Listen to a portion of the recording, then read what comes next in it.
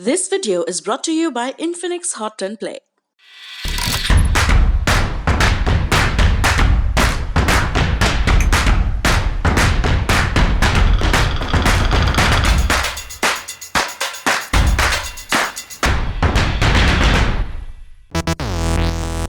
कोविड-19 की दूसरी लहर पहले से भी ज्यादा खतरनाक होती जा रही है। 4 मई तक देश में 34,47,133 एक्टिव केस हैं।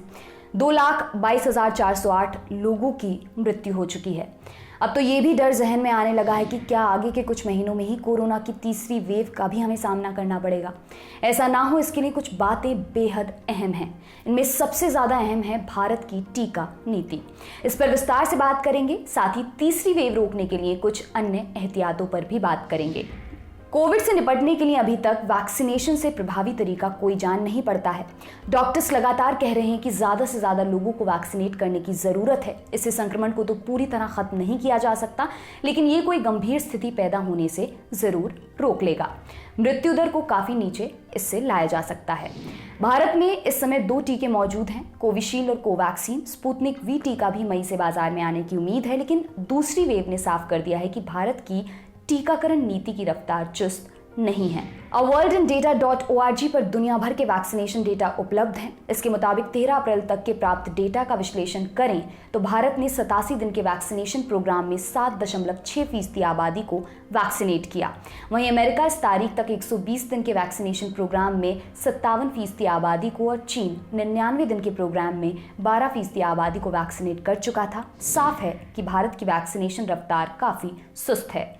एक तरफ केंद्र सरकार का कहना है कि वैक्सीन की कोई कमी नहीं है, वह राज्यों को ही खराब वितरण और योजना के लिए जिम्मेदार ठहरा रही है। वहीं राज्य लगातार ये कह रहे हैं कि उनके पास पर्याप्त वैक्सीन नहीं है और इसलिए तमाम राज्यों ने 1 मई से 18 साल से ऊपर वालों को टीका लगाने से भी हाथ खड़े कर दिए हैं।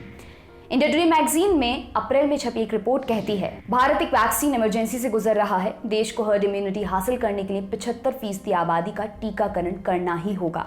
टीकाकरण की वर्तमान दर को देखते हुए लक्ष्य 2022 की गर्मियों से पहले पूरा होता नहीं दिखाई दे रहा।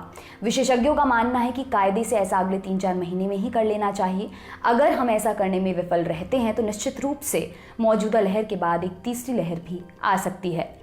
अप्रैल तक भारत में औसतन 40 लाख टीकाकरण रोज हो रहे थे। अगर तीसरी लहर रोकनी है तो इस रफ्तार को बढ़ाकर करीब 2 करोड़ टीके प्रतिदिन तक लाना होगा, यानी रफ्तार को करीब 5 गुना तेज करना होगा। तीसरी वेव को रोकने के लिए एक बड़ी जिम्मेदारी हमारे आपके ऊपर भी है। ये जिम्मेदारी है कोविड प्रोटोकॉल्स निभाने की। इस बात से कतई इनकार नहीं किया जा सकता कि नवंबर-दिसंबर से कोरोना के केस कम होने के बाद देश भर में कोविड प्रोटोकॉल्स की जमकर धज्जियां उड़ाई गईं।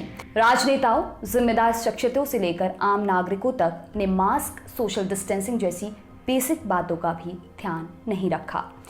एम्स के डायरेक्टर डॉक्टर रणदीप गुलेरिया कहते हैं, वायरस का म्यूटेंट कोई भी हो, हमें कोविड को लेकर प्रोटोकॉल वैसे ही फॉलो करने हैं। कोई भी वेरिएंट हो, वायरस इंसान से इंसान में ही फैल रहा है। ट्रीटमेंट प्रोटोकॉल वही हैं, उनका पालन करें।